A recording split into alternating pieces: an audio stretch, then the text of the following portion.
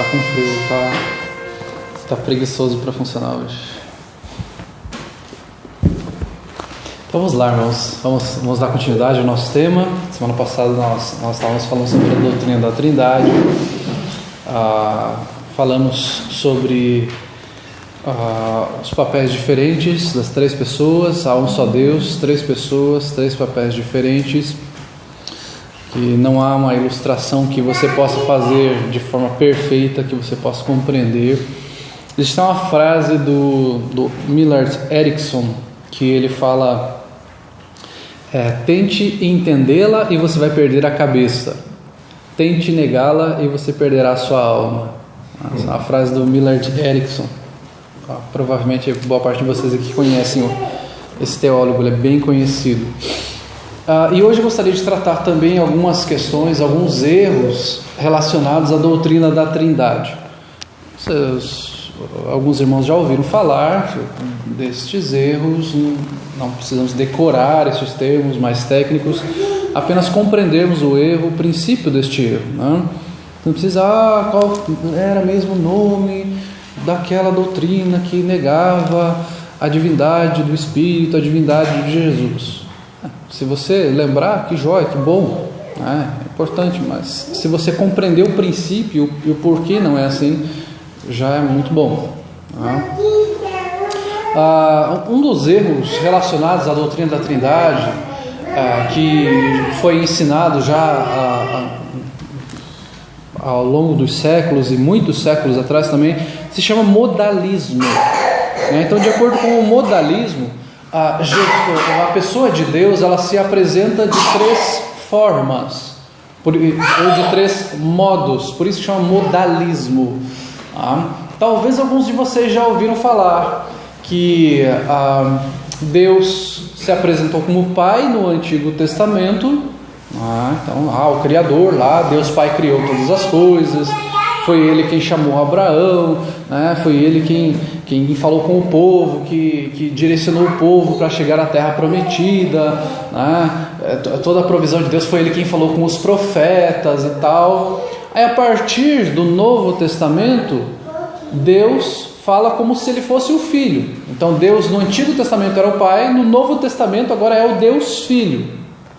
É uma pessoa só, tá? Então lá Ele se apresenta como Pai, e no Novo Testamento Ele vai se apresentar como Filho. A vida e a obra de Jesus Cristo, a mensagem do Salvador, o momento de Ele é entregue, crucificado, morto e ressurreto. Então Deus se apresenta como Filho no Novo Testamento.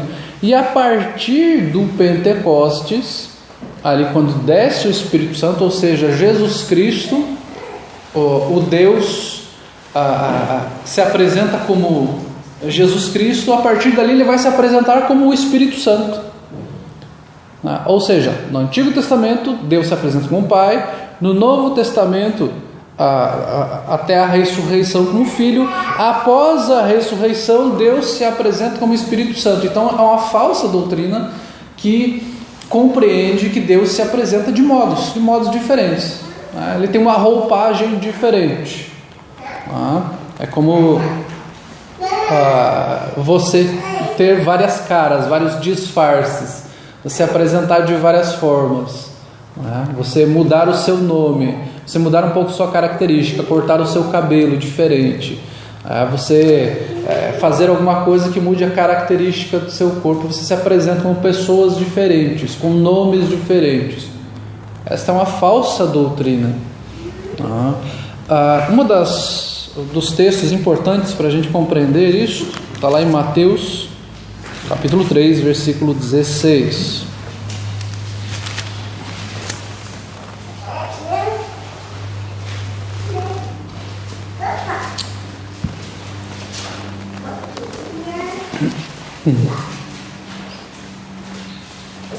Este texto nos retrata o relacionamento entre Deus Pai, Filho e Espírito Santo. Mateus 3, versículo 16, diz assim: Batizado Jesus, saiu logo da água, e eis que lhe abriram os céus, e viu o Espírito de Deus descendo como pomba, vindo sobre ele. Eis uma voz dos céus que dizia: este é o meu Filho amado, em quem me comprazo. Ou seja, as três pessoas estão presentes ali. Está o Filho sendo batizado por João Batista, o Espírito Santo descendo sobre ele como pomba, e o Deus Pai falando dos céus, dizendo: este é o meu Filho, em quem eu tenho prazer, em quem eu me comprazo, em quem eu tenho alegria. Há um relacionamento. Não é igual os filmes do Ed Murphy. Para quem é um pouquinho mais velho aqui, tem os filmes do Ed Murphy que ele tem 4, 5, 6, 7 personagens. Ele aparece como um velhinho, ele aparece como um jovem, ele aparece ali como um barbeiro. Não, é um relacionamento que existe entre Pai, Filho e Espírito Santo. Ou seja, essa doutrina chamada modalismo, ela nega um relacionamento existente entre as três pessoas da Trindade. Ou seja, Deus necessitaria de alguém para se relacionar, porque ele não tinha relacionamento com ninguém, já que ele não subsiste em três pessoas e ele apenas apareceu em momentos diferentes, de formas diferentes. Alguém pode crer dessa forma com uma boa intenção de: não, eu creio num só Deus, eu não creio em vários deuses. Não, nós não cremos em vários deuses, nós cremos num só Deus, que subsiste em três pessoas: Pai, Filho e Espírito Santo, que se relacionam perfeitamente desde a eternidade. Então, o erro do modalismo está aqui em negar a Trindade, em negar que existem três pessoas que se relacionam e coexistem eternamente. Então eles negam este relacionamento existente entre Deus Pai, Filho e Espírito Santo. Uma outra doutrina, talvez mais conhecida de vocês, ela se chama arianismo, né, que foi proferida por Ario nos primeiros séculos do cristianismo, no século IV. Ele nega a divindade do Filho e do Espírito Santo. Cristo era apenas uma criatura criada, ele não negava a existência de Deus. Cristo foi criado. Ele pode até ser criado antes de todas as coisas, mas ele é uma criatura de Deus. Ele não é não é Deus. Ele é mais um ser criado, como Adão foi criado, como os anjos foram criados. Jesus é mais uma criatura de Deus. Ele pode até ser superior às outras criaturas da criação de Deus, mas ele continua sendo uma criatura. Então, este foi o ensino de Ario, trouxe uma grande controvérsia na época. Tiveram concílios ali envolvendo isso, o concílio de Niceia, o concílio de Constantinopla depois, e eles, o arianismo negava a divindade de Jesus, negava a divindade do Espírito Santo. Um texto importante para nós refletirmos sobre isso, João capítulo 1, do versículo 1 até o versículo 3 e o versículo 14.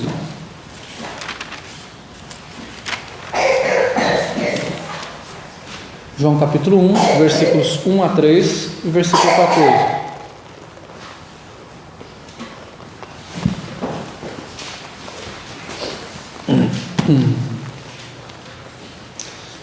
No princípio era o Verbo, e o Verbo estava com Deus, e o Verbo era Deus.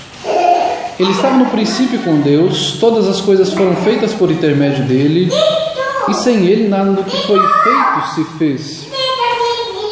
E o versículo 14 fala assim: e o Verbo se fez carne, e habitou entre nós, cheio de graça e de verdade, e vimos a sua glória, glória como do unigênito do Pai. Então ele fala do Filho que estava desde o princípio com o Pai e que todas as coisas foram feitas por intermédio dele, e sem ele nada do que foi feito se fez. E fala que ele se fez carne. Então ele estava desde o princípio com Deus. Aqui alguns vão fazer interpretações das mais esdrúxulas, do tipo: o que o texto está falando aqui, que ele era um Deus.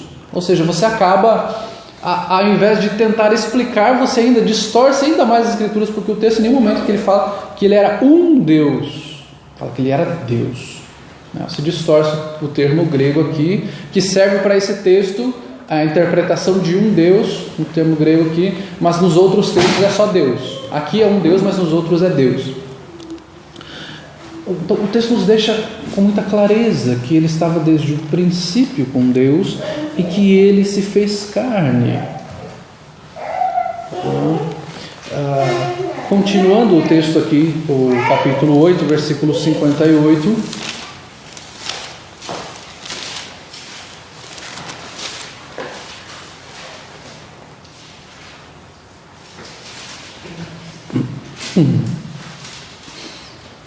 Jesus aqui conversando com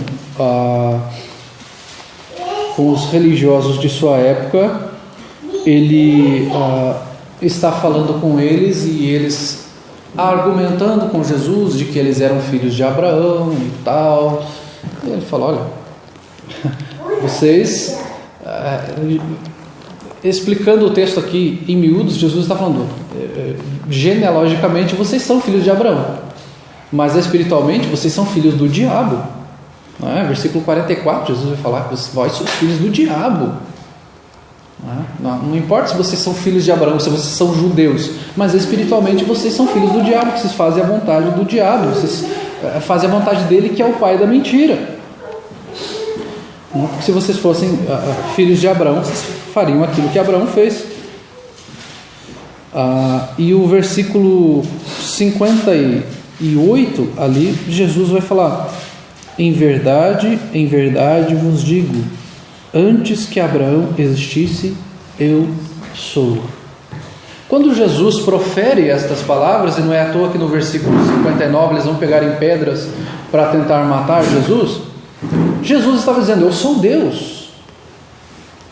Ele não está falando eu sou um Deus, porque isso até César falava. O imperador era adorado como Deus. Ele fala: eu sou um como Deus, eu sou igual a Deus. Eles pegaram em pedras, eles queriam apedrejar Jesus, porque eles consideravam isso blasfêmia. Como assim ele é Deus? Jesus se autodeclarou Deus. E este termo eu sou, ele indica a eternidade, infinitude. Então não é ele foi criado em algum momento. Não. Jesus existe, coexiste com o Pai e o Espírito Santo por toda a eternidade. Ele é infinito, assim como o Pai e o Espírito. Um texto importante também para entendermos isso está lá em Atos capítulo 5, versículos 3 e 4. Esse é um texto bastante conhecido nosso também, onde fala daquele roubo de Ananias e Safira, onde eles vendem um terreno e entregam parte do valor. E nós sempre deixamos claro aqui que o problema não era entregar parte do valor, né? Porque algumas pessoas distorcem o texto e falam: eles foram disciplinados porque eles venderam o terreno e não deram todo o dinheiro. Não, eles foram disciplinados e mortos porque eles disseram que venderam e deram todo o valor aos pés dos apóstolos, que na verdade ficou uma parte para eles. Eles mentiram, o pecado foi a mentira. Versículos 3 e 4 diz assim: então disse Pedro: Ananias, por que encheu Satanás o teu coração para que mentisses ao Espírito Santo, reservando parte do valor do campo? Conservando-o porventura não seria teu? E vendido não estaria em teu poder? Como, pois, assentaste no coração este desígnio? Não mentiste aos homens, mas a Deus. Percebam que no primeiro versículo ele fala: você mentiu ao Espírito Santo. E no versículo 4 ele fala: você mentiu para Deus. Então o Espírito é Deus. Não é um Deus, ele é Deus. É a terceira pessoa da Trindade. Ele não é um ser inferior a Deus, é Deus. Porque o texto primeiro fala: vocês mentiram ao Espírito Santo. Depois ele fala: vocês mentiram a Deus. Então é equivalente, é a mesma coisa. Se você mentiu ao Espírito, você mentiu a Deus. Por isso que a Bíblia também, e nós vamos estudar mais profundamente para frente, quando nós vamos estudar pneumatologia, nós vamos mostrar que a Bíblia também se refere ao Espírito Santo como Espírito de Deus. Então percebam que aqui o Espírito e Deus estão em pé de igualdade. É uma pessoa, é um Deus que subsiste em três pessoas. Foi feito um concílio, chamado Concílio de Nicéia, em 325, que condenou essa doutrina de Ário, que ficou conhecida como arianismo. Depois foi feita uma revisão, assim, uma atualização em 381, ali no Concílio de Constantinopla. Depois tiveram outros concílios, nós vamos ver para frente também em outras lições. Mas nós podemos perceber que esta doutrina ela é muito acatada pelas testemunhas de Jeová. Elas não creem na divindade de Jesus.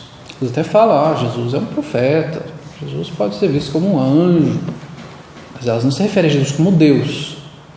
Então nós não reconhecemos testemunhas de Jeová como irmãos em Cristo. Eles não são nossos irmãos em Cristo. Mas eles estão usando a Bíblia, eles estão falando de Jesus. Ok, mas se você perguntar para eles se eles creem na divindade de Jesus, eles não creem. Eles creem que Jesus foi um grande homem, que ele é superior aos outros homens, que ele tem uma iluminação diferente, mas ele não é Deus. Os mormons não reconhecem a divindade de Jesus. Eles não são nossos irmãos. Ou seja, aquele que não crê na doutrina da Trindade, os mormons não creem na doutrina da Trindade, eles não são nossos irmãos. Eles precisam ouvir a mensagem do Evangelho, eles precisam crer na mensagem do Evangelho. Então nós não podemos receber em nossa casa, poxa, eles estão falando da Bíblia. Eles estão falando da Bíblia junto com Ellen White, Joseph Smith. Joseph Smith é o profeta do mormonismo, Ellen White é a profetisa do adventismo. As testemunhas de Jeová vêm com as questões deles. Só para lembrar, os adventistas também, gente. Os adventistas, eles têm uma crença bem esquisita. Não é? Você fala, não, a única coisa diferente é a guarda do sábado. Não é, gente. Não vamos entrar nos pormenores aqui, mas o adventismo, dentre outras coisas, eles creem que se você não guarda o sábado, você está condenado. Você não é salvo se você não guarda o sábado. E que o domingo é a marca da besta. Se você for entrar em sites dos adventistas, vai ter ali escrito domingo e dentro escrito 666, porque eles acham que o domingo é a marca da besta. Se você guarda o dia do Senhor, você tem a marca da besta e você está condenado ao inferno. Não vamos entrar nesse assunto agora, mas o entendimento deles também sobre algumas questões é bem estranho, sobre Jesus inclusive. Seguindo, eu vou passar aqui um trecho do Credo Niceno, que diz assim: creio em Deus Pai Todo-Poderoso, Criador do céu e da terra, e de todas as coisas visíveis e invisíveis, e em um Senhor Jesus Cristo, unigênito Filho de Deus, gerado pelo Pai, antes de todos os séculos, Deus de Deus, luz da luz, verdadeiro Deus de verdadeiro Deus, gerado e não feito, de uma só substância com o Pai, pelo qual todas as coisas foram feitas, o qual por nós, homens, e por nossa salvação desceu dos céus, foi feito carne pelo Espírito Santo da Virgem Maria, e foi feito homem, e foi crucificado por nós sob o poder de Pôncio Pilatos.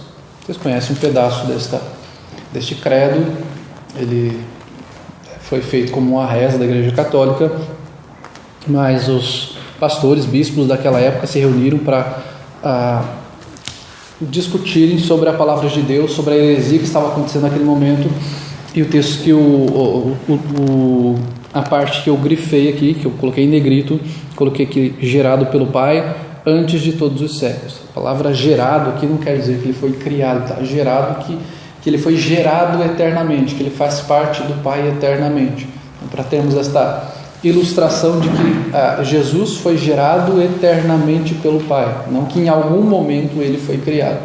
Por isso ele fala gerado pelo Pai antes de todos os séculos. Então ele foi gerado pelo Pai na eternidade, ele sempre existiu. Seguindo, nós vamos ver então, já que existe, que nós falamos sobre esta questão de que a Trindade ela revela o relacionamento entre três pessoas. nós vamos ver que este Deus trino, ele também se relaciona conosco. Além de ele se relacionar, Deus se relacionar, Pai, Filho e Espírito Santo, nós somos criados para nos relacionarmos com ele, ele tem uma relação conosco. Vamos ver alguns textos que falam sobre Deus como Pai, como pessoa, né? Como ser relacional, como um Deus relacional, né? Nós vemos em outras seitas, em outras doutrinas, um Deus não relacional, onde o Deus cria todas as coisas, te joga ali naquele lugar, e a única coisa que ele faz é no futuro, de acordo com o que você fizer ali no mundo, você vai para o inferno ou você vai para o céu. Não existe um relacionamento. O texto mais conhecido das Escrituras é João 3,16, e nós vemos que Deus Pai, ele ama, né? Nós não precisaríamos nem abrir o texto lá, porque o texto lá fala, porque Deus amou ao mundo de tal maneira que deu o seu Filho unigênito, para que todo que nele crê não pereça, mas tenha a vida eterna. Eu falo, Deus amou. Amar define um relacionamento. Foi algo que Deus graciosamente fez, nos amou. Não porque nós éramos bonitinhos, bonzinhos, muito pelo contrário. Deus nos amou mesmo nós sendo maus. O texto que fala, Deus amou o mundo. No contexto ali de João 3, falando com Nicodemos, Deus não amou apenas os judeus, mas amou os gentios também. Então, Deus tem um relacionamento, ele é uma pessoa.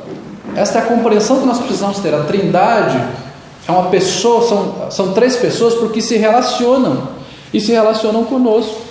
Não é porque pessoa tem que ter carne e osso, precisa ter relacionamento. É uma relação, e Deus ama, ele se relaciona com você. Ele tem este pacto conosco de cuidar de nós, de nos amar, de estar conosco. E o mesmo texto, no mesmo capítulo, em João capítulo 3, no versículo 36, ali no finalzinho do capítulo 3 de João, o texto ali também vai nos falar: por isso, quem crê no Filho tem a vida eterna. O que todavia se mantém rebelde contra o Filho não verá a vida, mas sobre ele permanece a ira de Deus. Ou seja, o mesmo Deus que ama, e normalmente as pessoas dão uma ênfase nesse texto, poxa, Deus é amoroso, por isso nós vemos tantas imagens de Deus, Deus bonzinho, que está tudo bem, você pecou, mas está tudo bem, eu vou tolerar você, porque eu amei o mundo. O mesmo texto, no mesmo capítulo, vai falar, Deus se ira. O mesmo Deus que ama é o Deus que se ira. Porque ele fala, quem crê no Filho tem a vida eterna. Agora, o que se mantém rebelde está debaixo da ira de Deus. Mas Deus é bipolar. Não, Deus não é bipolar. Você, como ser humano, não pode dizer, eu sou só amor.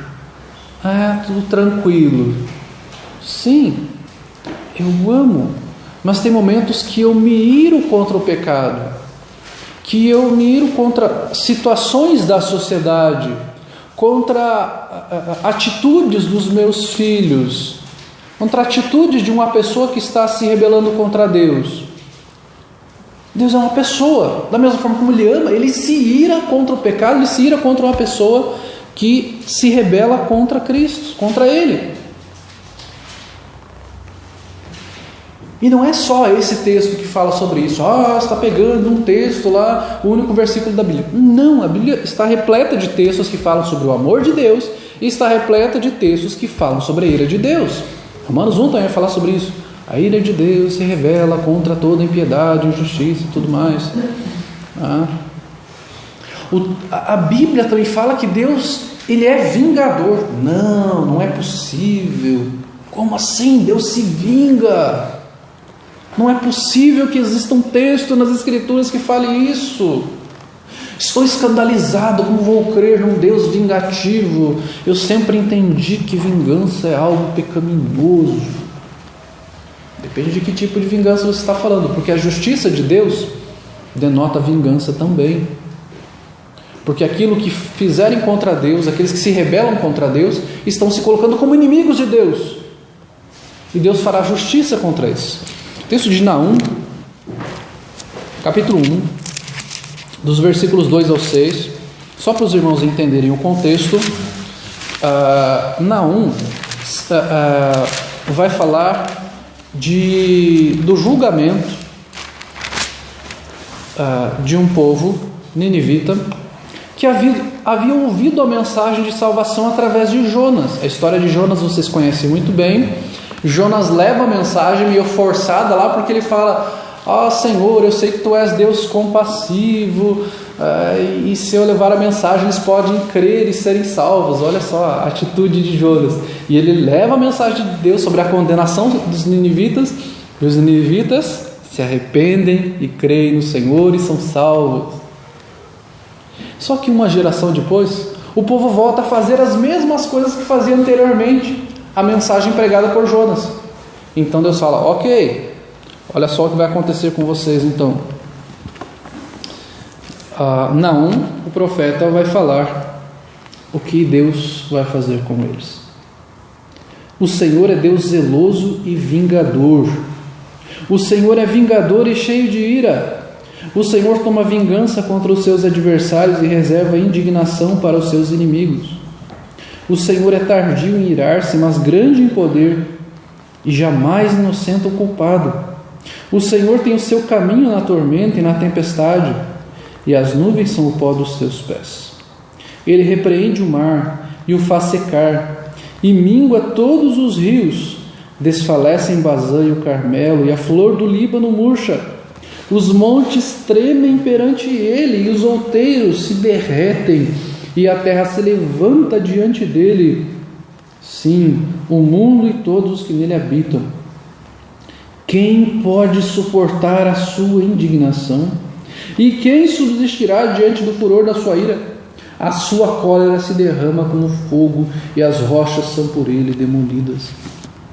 De repente, se você for ler para uma pessoa que se diz crente, e você fala: olha, eu vou ler um texto para você. Aonde você acha que eu li esse texto? Você vai perguntar para ela: você acha que esse texto está na Bíblia? Ela fala: não, esse texto não está na Bíblia, porque Deus é amoroso, porque Deus é bonzinho, porque Deus é legal, é meu amiguinho, gente boa. Deus é amoroso, sim. Tanto que o texto aqui, dentro dele, fala que ele é tardio em irar-se. Deus é misericordioso e bondoso, sim. Ele é tardio, ele é longânimo. Mas se a gente fosse expor tudo que esse texto fala, nós já expusemos este texto aqui na igreja, a maneira com que ele fala sobre a vingança de Deus sobre um povo que tinha se colocado contra ele. As pessoas têm essa ideia de que Deus é aquele pai que o filho chega e fica dando tapa na cara, e o pai fica: faz isso não, filho, é feio, papai te ama. Aí o filho chega de volta e cospe na cara do pai, e o pai fala: não faz isso, filho, papai vai ficar triste, não é? Papai do céu vai ficar triste também. Eles têm ideia de Deus assim. A Bíblia fala de um Deus forte, de um Deus justo e de um Deus vingador, sim. Não é vingança do tipo que nós vemos no mundo aí, que o pessoal às vezes faz justiçamento, faz justiça com as próprias mãos. Aqui está falando de um Deus puro, de um Deus santo, de um Deus perfeito, que tem a medida da justiça, que a pessoa será condenada de acordo com a justiça de Deus, não de acordo com a injustiça dos homens. Muitas vezes o crime hediondo não é punido, e que o crime pequeno é punido de forma mais severa que o crime hediondo. Deus vai punir da forma certa, porque a honra dele está sendo desafiada, porque a glória do Senhor está sendo jogada fora, porque as pessoas estão desprezando Deus. Vocês estão me desprezando, então eu estou indo contra vocês. É isso que Deus está falando. Já que vocês não me querem, então eu sou inimigo de vocês a partir de agora. É assim, gente, é isso que a Bíblia fala, é isso que Jesus fala. Ele fala: olha, quem não é por mim é contra mim. Quem comigo não ajunta, espalha. O que Deus está falando aqui é: vocês se colocaram contra mim de novo? Então agora eu vou contra vocês. Eu fui tardio em irar-se, mandei Jonas, ele pregou a mensagem aos seus pais, eles creram. Vocês voltaram para as velhas práticas ninivitas, cruéis, idólatras, agora eu vou contra vocês. Eu estou contra vocês, e eu vou lutar contra vocês, e eu vou esmagar vocês, e eu vou me vingar. Este é o Deus que nós cremos. É um Deus que se relaciona, é um Deus que se vinga. Nós cremos nesse Deus. E se alguém falar, olha, eu não creio então nesse Deus, ok, você precisa ser evangelizado, você precisa crer no Evangelho de verdade, porque você está criando um Deus de Photoshop aí. Você está tentando pegar Deus e moldar de acordo com aquilo que você gosta. Mas nesse mesmo texto, olha que importante, que interessante, este mesmo texto fala que Deus é bom. Poxa, mas como um Deus vingativo pode ser bom? Ele é justo. Versículo 7 vai falar isso.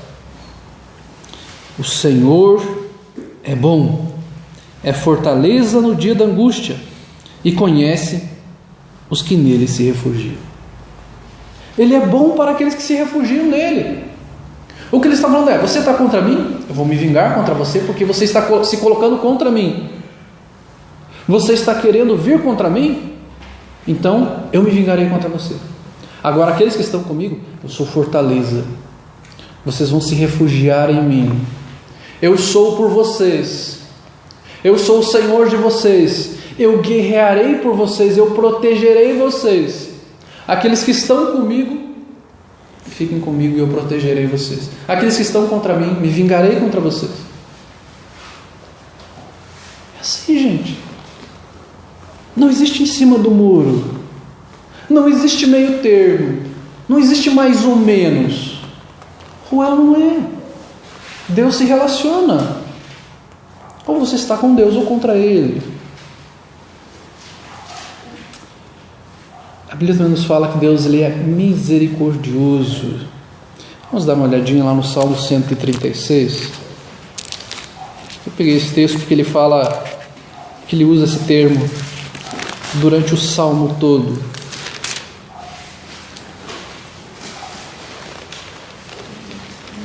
Em todos os versículos deste Salmo ele vai falar que Deus é misericordioso, Ele é bom. Vamos pegar o versículo 1 ali que fala: rendei graças ao Senhor, porque Ele é bom e porque a sua misericórdia dura para sempre. Ele é misericordioso para com o seu povo. Ele perdoa os pecados do seu povo. Ele perdoa aqueles que se arrependem diante do Senhor. Percebam ainda nesse texto, continuem aí no Salmo 136, que ele usa em todos os versículos esta frase: porque o Senhor é bom, porque Ele é bom e a sua misericórdia dura para sempre. Mas atente para alguns versículos que eu vou citar para vocês. Ele fala no versículo 10: aquele que feriu o Egito nos seus primogênitos, porque a sua misericórdia dura para sempre. Como assim? Deus matou os primogênitos dos egípcios e a misericórdia do Senhor dura para sempre. Versículo 15: mas precipitou no mar vermelho o Faraó e ao seu exército, porque a sua misericórdia dura para sempre. Versículo 17: aquele que feriu grandes reis, porque a sua misericórdia dura para sempre, e tirou a vida de famosos reis, porque a sua misericórdia dura para sempre. Ora, Deus matou reis, Deus matou o Faraó e o seu exército, e está falando que Ele é misericordioso. Deus está falando que Ele é misericordioso para com o seu povo, que Ele sustenta o seu povo. Se vocês forem ler todo o Salmo 136, ele vai falar de como Deus tirou o povo do Egito, de como Deus conduziu o povo, e para conduzir o povo, Ele feriu reis, Ele matou o Faraó, Ele matou o exército. Por quê? Porque eles estavam contra Deus. Ele é misericordioso para com o seu povo. Não é aquela coisa, Deus ama todo mundo. Deus te ama e tem um plano maravilhoso para a sua vida, mesmo você estando contra Deus. Deus é misericordioso para com o seu povo. Se você for ler todo o Salmo 136, é isso que ele está falando, do sustento que ele dá ao seu povo, aos seus eleitos, e de como ele trata os ímpios. Ele condena os ímpios, mata os ímpios, e ele sustenta o seu povo. E ele termina o Salmo 136 falando: ó, tributai louvores ao Deus dos céus, porque a sua misericórdia dura para sempre. Então o povo poderia adorar a Deus: Senhor, eu adoro a Ti, eu louvo ao Senhor pela Tua misericórdia, por ter jogado o faraó e o seu exército no mar. Poxa vida, mas eles amam a morte, eles amam ao Deus que os sustenta, que os protege, porque faraó estava indo atrás deles para matar o povo, para prender o povo, para subjugar o povo. E Deus mostra ali: ele está indo contra a minha ordem, eu vou tirar o meu povo do Egito. O faraó se rebelou contra mim, está com o coração duro, será condenado. Deus é misericordioso para com o seu povo, ele se relaciona com o seu povo, e os seus planos são cumpridos desta forma. O relacionamento do filho, nós vemos aqui então que um pai se relaciona conosco, Deus bom, misericordioso, vingador, justo. Nós vemos que o filho, ele tornou-se homem, já vimos ali em João capítulo 1, versículo 14, e o verbo se fez carne e habitou entre nós, cheio de graça e de verdade. E vimos a sua glória, glória como do unigênito do Pai. Então o filho, ele se torna homem. Não é essencial ser homem para se relacionar, mas aqui Jesus ainda tem esta característica de ter se tornado carne, e ele se relacionou com pessoas. João capítulo 2, eu peguei só textos em João para nós passearmos por João, versículos 13 ao 16, fala ali: estando próxima a Páscoa dos judeus, subiu Jesus para Jerusalém e encontrou no templo os que vendiam bois, ovelhas e pombas, e também os cambistas assentados. Tendo feito uma azorrague de cordas, expulsou todos do templo, bem como as ovelhas e os bois, derramou pelo chão o dinheiro dos cambistas e virou as mesas. E disse aos que vendiam as pombas: tirai daqui estas coisas, não façais da casa de meu pai casa de negócio. Então Jesus ficou indignado. Ele chega ali na época da Páscoa e virou um mercadão dentro do templo. Pessoas vendendo pombas, vendendo bois, vendendo por um valor superfaturado, um valor bem mais alto do que no mercado, fazendo câmbio de moedas que só poderiam ser usadas aquelas moedas e não moedas cunhadas com a imagem de César ou de qualquer outro rei da época, e se vendia por um preço absurdo. Então vocês imaginam todo aquele cheiro que estava ali, com todos aqueles animais, e tudo aquilo com a conivência dos sacerdotes ali, que, ao que nos conta a história, recebiam algum valor em troca disso também, e eram coniventes com isso. Jesus chega ali, faz um chicote, derruba tudo. Imagina aqueles bois saírem correndo de lá, dando uma debandada, aquelas pombas todas caídas lá no chão, voando, e aqueles homens desesperados tentando pegar as moedas do chão ali. E Jesus sai com aquele chicote na mão, indignado. Ele fala: vocês estão fazendo da casa do meu pai uma casa de negócios, estão querendo ganhar dinheiro aqui. Então Jesus, ele fica indignado.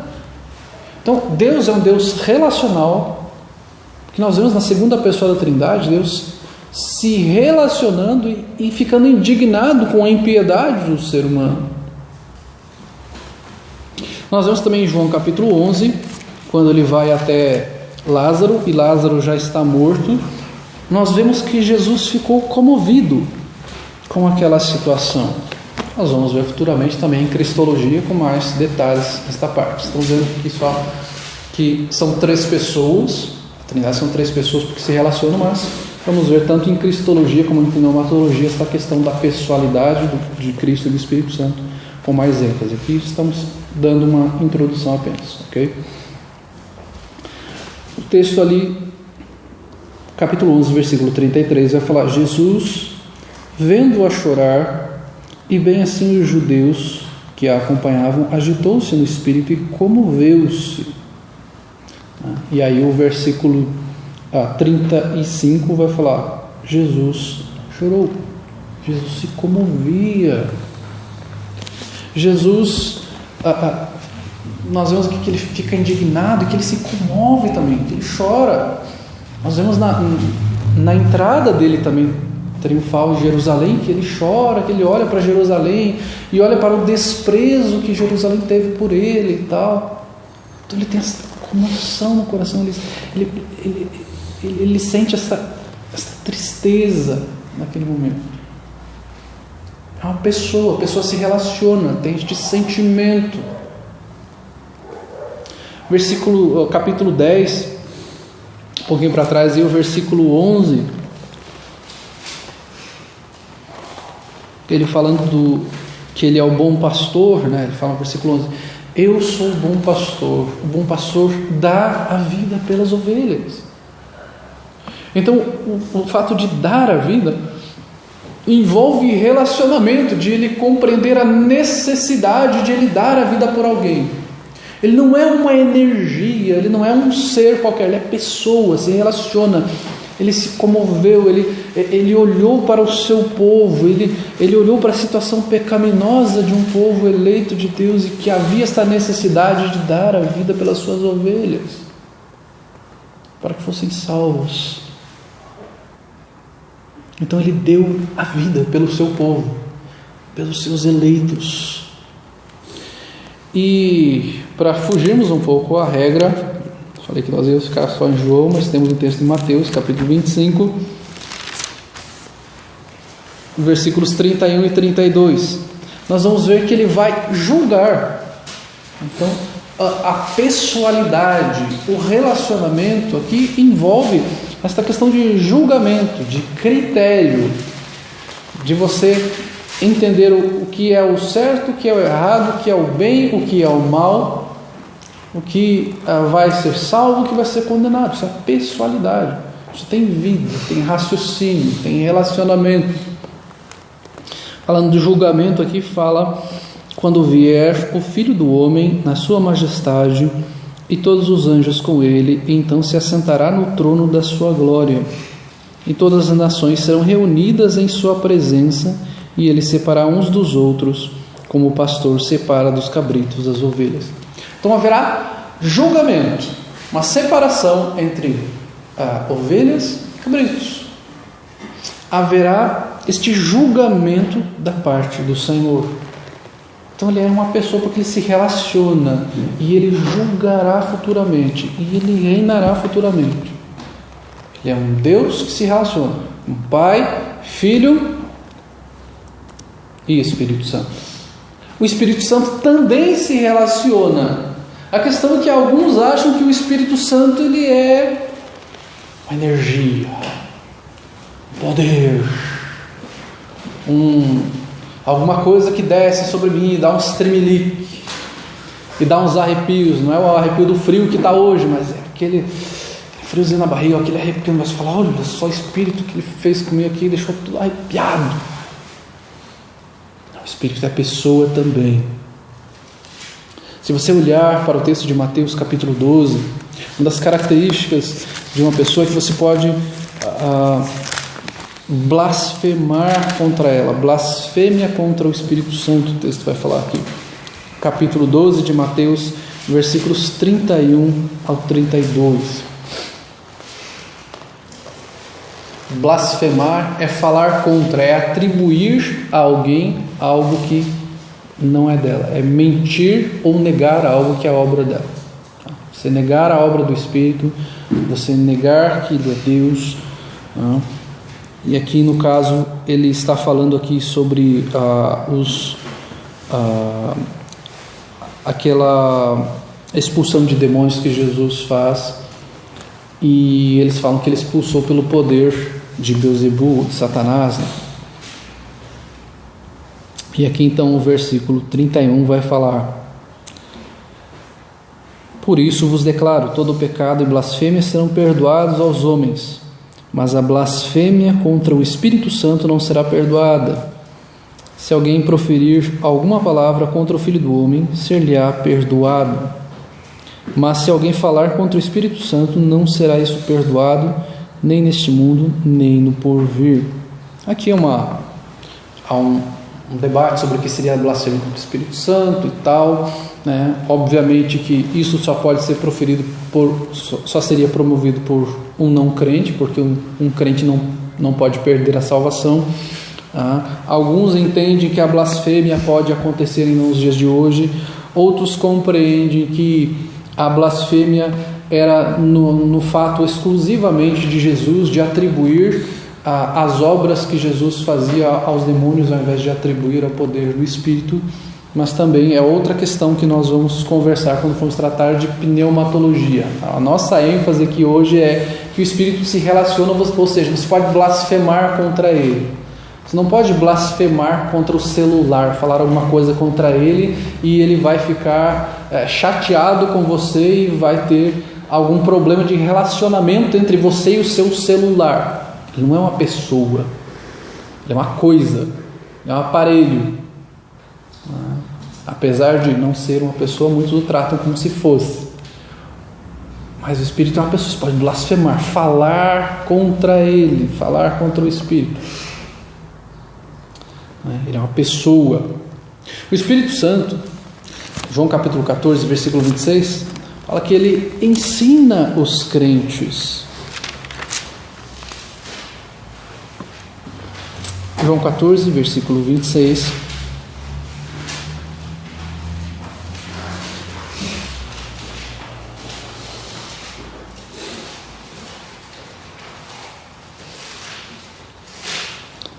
Vem falando da necessidade da vinda do Espírito Santo. Jesus promete outro Consolador ali. Fala que não vai nos deixar órfãos, que ele vai subir e que descerá o Consolador. E o 26 ali vai falar: mas o Consolador, o Espírito Santo, a quem o Pai enviará em meu nome, esse vos ensinará todas as coisas e vos fará lembrar tudo o que vos tenho dito. Então está falando aos discípulos aquilo que havia sido ensinado a eles. O Espírito continuará os ensinando, ele vos ensinará, ele vos trará a mente novamente. Ele ensina, ele é pessoal, ele instrui você, ele direciona o povo de Deus. O texto de Atos 5,3, que nós lemos agora há pouco, fala, Pedro falando ali que eles mentiram ao Espírito Santo. Você pode mentir para uma pessoa, você não pode mentir para uma tomada. Falar: tomada, eu não vou encostar em você, tá bom? Não me dê choque, tá? Aí a tomada pensa ali, né? Ele não vai encostar, então eu não vou ficar preparado. Ele só olha: enganei, encostei. Não pensa, não tem relacionamento. Se estiver ligada a luz lá no disjuntor e você colocar o dedo, naturalmente você vai tomar um choque.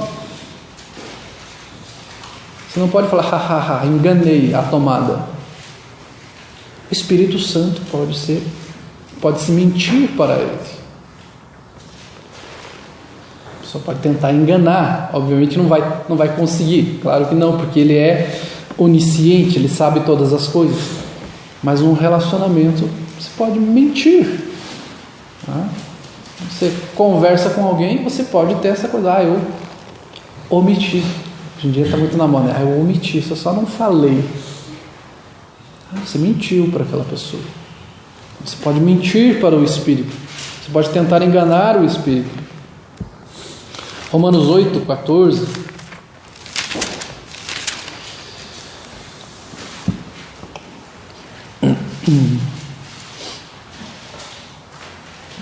fala que o Espírito Santo nos guia. Romanos capítulo 8, versículo 14.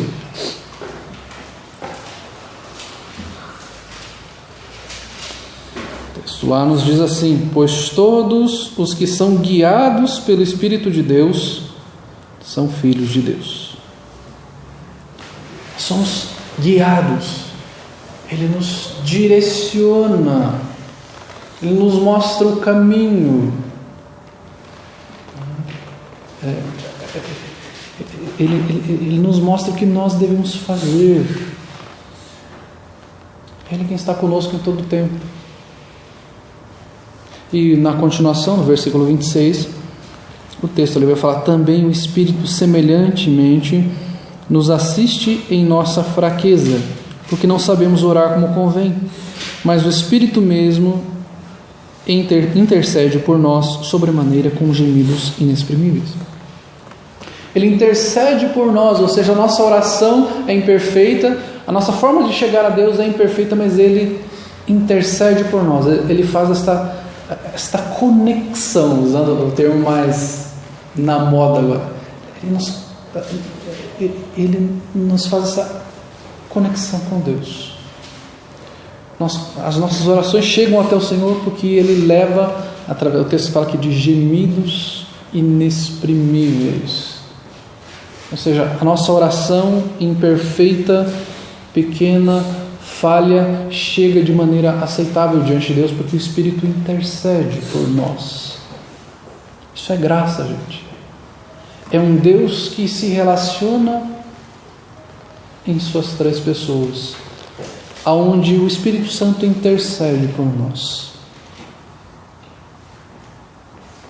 porque nós não sabemos como orar. E mais um texto ainda, Apocalipse capítulo 2, versículo 7.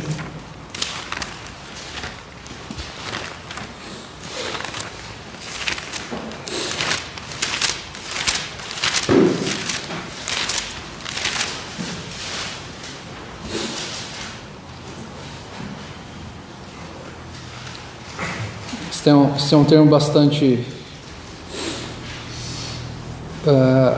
citado no texto de Apocalipse, que diz assim: quem tem ouvidos, ouça o que o Espírito diz às igrejas. Ele fala aos crentes. O Espírito Santo fala conosco.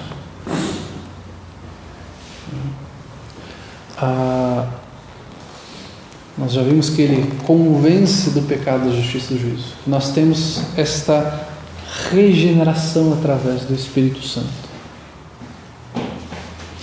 Então Ele fala conosco. Ele nos incomoda. Aquele que tem o Espírito Santo, ele recebe a mensagem de Deus, ele crê na mensagem do Evangelho e ele aplica a mensagem na sua vida. Ele luta contra o pecado. Nós somos incomodados pelo Senhor, nós somos exortados, repreendidos a vivermos de forma santa, a obedecermos ao Senhor, a vivermos para Ele, para a glória dEle. Nós vemos como Deus se relaciona, Pai, Filho e Espírito Santo, entre si e com o seu povo, julgando os ímpios, livrando o seu povo, sustentando o seu povo. Apenas para revisarmos as reflexões e aplicações que já fizemos, existe apenas um Deus, nós cremos num Deus apenas, num Deus que se manifesta em três pessoas, subsiste em três pessoas: Pai, Filho e Espírito Santo. E há esta comunhão eterna, esta relação de comunhão entre a Trindade, que depois também há uma relação com o seu povo. O Pai se relaciona com o seu povo, o Filho e o Espírito. Não há nenhuma ilustração perfeita em que a gente possa fazer, vamos fazer uma ilustração, agora eu encontrei uma ilustração maravilhosa, perfeita, que vai resolver todos os nossos problemas e a partir de agora nós vamos entender a doutrina da Trindade. Não existe. Nós podemos fazer algumas ilustrações, mas elas não serão perfeitas. Nós precisamos tomar cuidado para não darmos um falso entendimento para as pessoas com relação a isso também. Negar a Trindade é negar o cristianismo. Uma pessoa que nega a Trindade, ela nega o cristianismo. Ela não é cristã. Se uma pessoa falar, eu creio que Jesus, eu creio em Deus, eu creio na Bíblia, então essa pessoa é crente. Não necessariamente. Porque ela pode falar, não, eu creio que Jesus foi um homem bom, que ele foi um profeta, que ele foi um anjo, ou que ele foi gerado num outro planeta por outros deuses e dele foi trazido para a terra.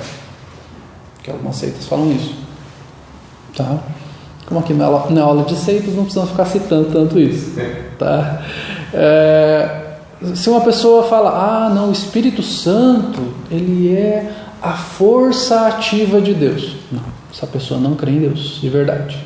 Ela não crê em Deus das Escrituras. Né? Tem até a Bíblia deles lá que fala que a força ativa de Deus pairava sobre a face das águas. Então, se uma pessoa ela nega a Trindade, ela nega o cristianismo. Ela não é cristã. Ela está negando a Trindade. Porque cristianismo, nós cristãos cremos na doutrina da Trindade. Então seja criterioso com mensagens também que você possa ouvir na TV. Hoje tem canais abertos aí que ficam 24 horas e aí você vai, mas tem um canal lá bom porque ele fala sobre saúde. Tem um trecho lá que eles falam sobre saúde. Mas ele já introduz alguma outra coisa lá e daqui a pouco vem uma outra mensagem lá do cara falando alguma coisa sobre... vai infiltrando alguns ensinamentos nas pessoas. Então seja criterioso com aquilo que você ouve, com aquilo que você vê, e continue instruindo seus filhos, netos, sobrinhos, vizinhos, evangelizando, pregando o verdadeiro evangelho, que é o evangelho das Escrituras. Não aquilo que você consegue entender, mas aquilo que você crê, porque a Bíblia fala. Nós cremos num Deus infinito, nós não conseguimos compreendê-lo plenamente, mas nós cremos porque a Bíblia fala, porque Deus fala que Ele é assim. E vamos adorá-lo para todo sempre, para a glória dEle. Vamos fazer uma oração, daí nós abrimos para perguntas. Senhor Deus, agradecemos pela Tua mensagem, porque o Senhor se relaciona conosco, e nós somos muito gratos, Senhor, porque somos tão pequenos, tão miseráveis, e o Senhor mesmo assim nos amou, enviou o Seu Filho, nos deu o Consolador, aquele que intercede por nós. Tanta graça, ó Deus, nós estaríamos longe do Senhor, perdidos, se o Senhor não se relacionasse conosco, não se compadecesse de nós, se alguma coisa dependesse de nós, ó Pai. Obrigado pela Tua obra perfeita. Fica conosco, Pai, nesse dia, em tudo que nós precisamos fazer, que estejamos na dependência do Senhor. Em nome de Jesus Cristo. Amém. Ok, vamos abrir para algumas questões.